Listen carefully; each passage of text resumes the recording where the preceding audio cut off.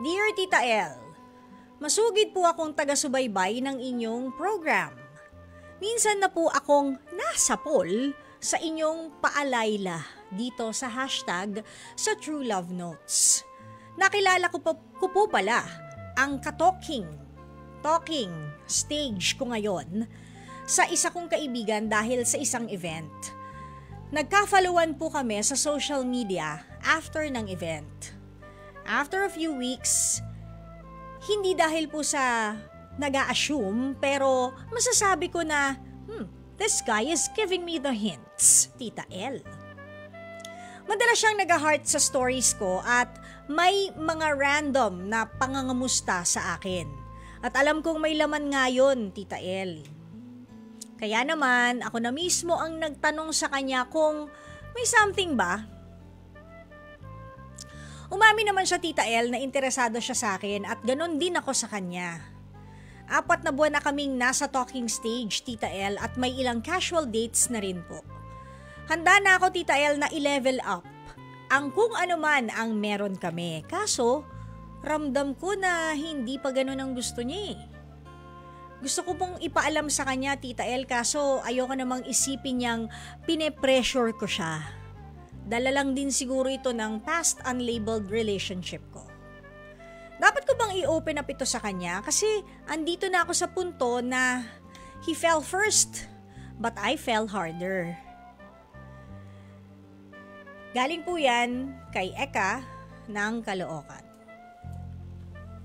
Okay, Eka, kung si Tita Laila ang tatanungin mo, sasabihan kita ng Eka lang. Eka muna, saglit, kalma, okay? Yan. Naiintindihan ko na siguro sabi mo nga nagkaroon ka ng unlabeled relationship. And I'm glad that you're out of that unlabeled relationship because nobody deserves that. Okay? Pero, yung ikaw na yung nag-unang move to ask kung, huy, may something ba? Tama na yon. Tama na, okay na yon. Huwag mo nang sabihin sa kanya na gusto mo nang i-level up yung relasyon. Hayaan mo siyang magtanong. Kasi parang ang nangyayari, para kasing nagmumukha tuloy na ikaw yung excited sa relationship. What if, I'm gonna give you a scenario, what if, nung tinanong mo siya na, may something ba? What if parang nahiya lang siya kaya sinabi niyang yes? Or maybe there is maliit lang na nararamdaman niya para sa'yo. Pero hinihintay pa niya siguro na mag-develop. Kaya nga siguro kayo nasa talking and medyo may pangilan-ngilan na dating stage. Kasi diba, you're still getting to know each other. So mas maganda yung ganon. Huwag natin madaliin. Okay, yung ganyang phase, diba? 4 months is not that bad. 'Di ba? Kung medyo naiinip ka na, eka lang. Ayan, isipin mo lang, eka lang, sandali.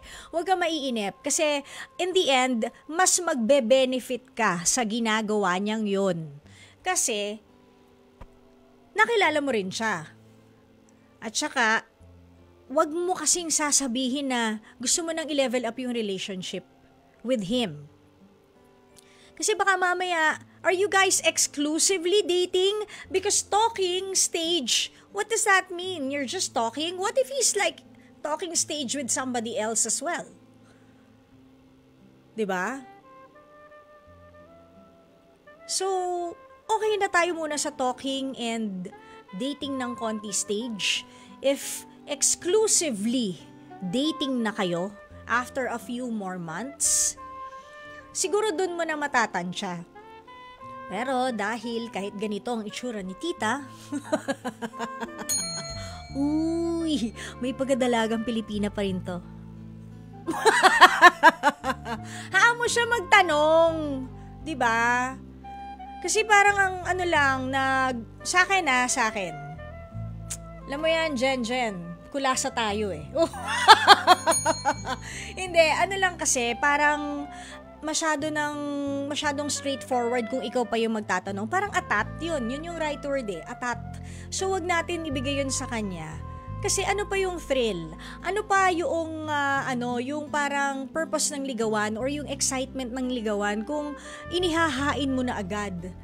'Di ba? Yung dapat na sana kahit papano ay pinaghihirapan din. Kasi kapag ang bilis ng mga pangyayari, baka mabilis din yan mawala.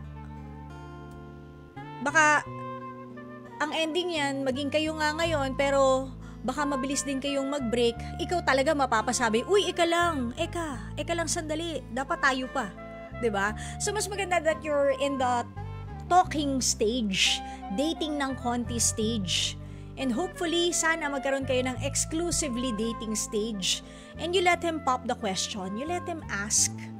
'Di ba? Kumbaga sa itlog, sakto naman dahil ang topic nga natin o yung pinapahula natin iba't ibang paraan ng pagluluto ng itlog. Kumbaga sa itlog parang malasado yung sa inyo 'Di ba? So hayaan na muna natin siya. Hayaan mo siya muna mangligaw. Yung ba nakikita mo na nililigawan ka haba ng hair mo? 'Di ba? Tingnan natin kung saan hahantong. Hayaan mo siya. Let him do his, kumbaga, part of the legal phase, na siya yung lalaki, siya dapat yung nangliligaw. Hayaan mo siya, antayin mo lang. Kung hindi niya tanungin, baka hanggang talk phase lang talaga kayo. 'Di ba? Pagkatapos nun, di okay na, thanks, bye. Friends na lang kayo, hanap ka na ng iba. 'Di ba, Eka?